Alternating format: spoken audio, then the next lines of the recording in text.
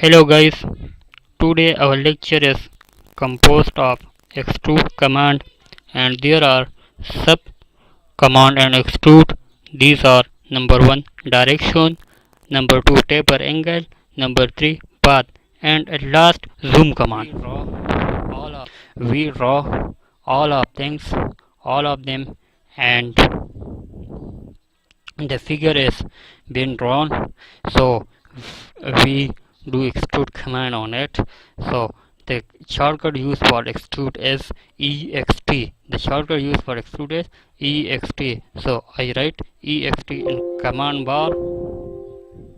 So I write ext and command bar, ext and command bar. So I select number 1. Number 1, extrude and direction. Our first topic is direction. So I select the figure and enter number 1 direction, enter D for direction and select the direction. I want to extrude in this direction.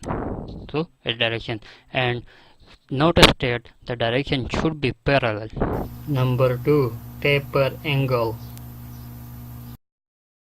We select the figure and for taper angle we write T for taper angle and specify the angle of taper for extrusion.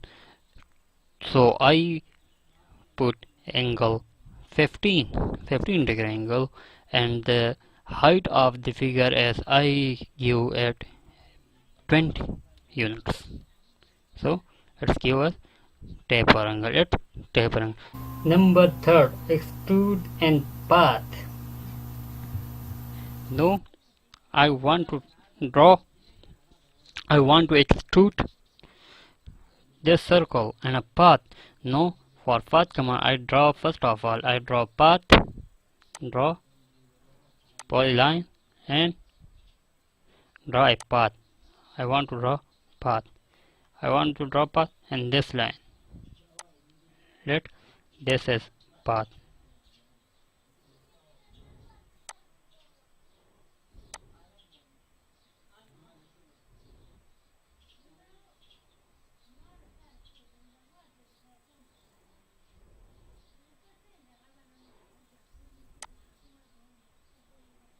I draw this path. No, I want to extrude the circle on this path. So I type ext command and select circle for extrude, and I want to extrude this and this path and this path, not straight. So I type P for path and select path, select extrusion path. So this is my path, I select it. So and drawn and extruded in this path. So I want to erase this path E, select type E and erase this path line.